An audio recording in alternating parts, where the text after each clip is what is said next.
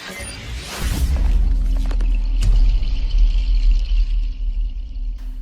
pagi hari, mentari terbit. Di ufuk timur, merah merekah.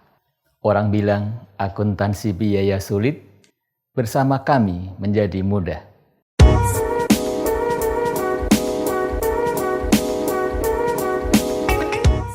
Halo Stanners, kali ini kita akan belajar mengenai just in time. Bagian pertama mengenai konsepnya. Just in time adalah suatu filosofi pengurangan biaya melalui pengeliminasian persediaan, baik persediaan raw material, work in process maupun finished good. Dengan pengeliminasian persediaan, maka biaya penyimpanan menjadi berkurang.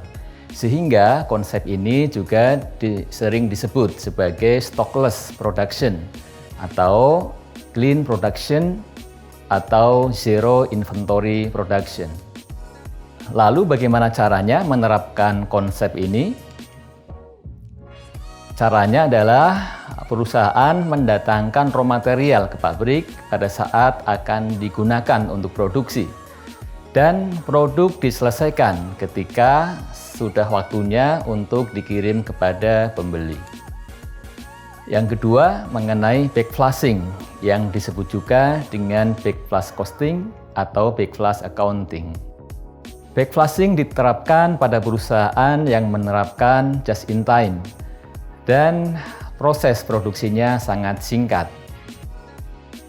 Karena proses produksinya sangat singkat, maka work in process nilainya menjadi kecil sehingga bisa dihitung melalui observasi pada akhir periode.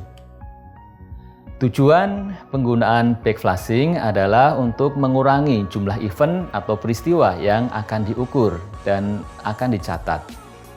Sebagai analogi mengenai backflushing, kita dapat membandingkan dengan pencatatan persediaan dengan sistem perpetual dan dengan sistem periodik.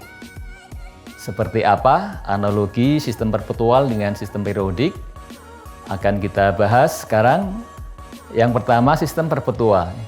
Sistem pencatatan persediaan secara perpetual akan mengupdate akun persediaan setiap kali ada penambahan dan pengurangan persediaan. Sehingga saldo persediaan dan cost of goods sold dapat diketahui setiap saat dari catatan kita. Sedangkan pada sistem periodik, akun persediaan tidak diupdate setiap kali ada penambahan maupun pengurangan. Sehingga saldo persediaan dan COGS tidak bisa diketahui secara langsung seperti pada sistem perpetual. Lalu bagaimana caranya untuk mengetahui nilai persediaan? Maka pada akhir periode dilakukanlah penghitungan fisik atas persediaan yang masih ada.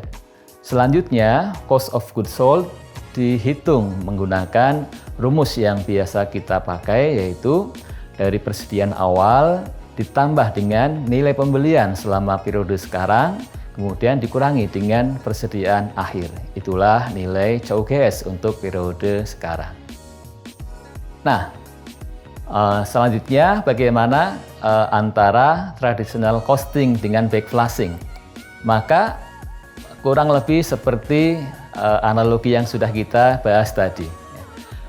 Untuk traditional accounting yang sudah kita pelajari, yaitu job order costing maupun pada proses costing, maka akun work in process diupdate setiap kali ada perubahan, berkurang maupun bertambah, maka work in process akan diupdate.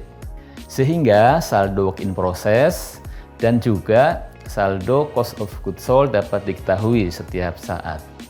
Nah, sehingga untuk akuntansi yang tradisional ini kita analogikan seperti pada sistem pencatatan yang perpetual. Nah, bagaimana yang sistem backflushing?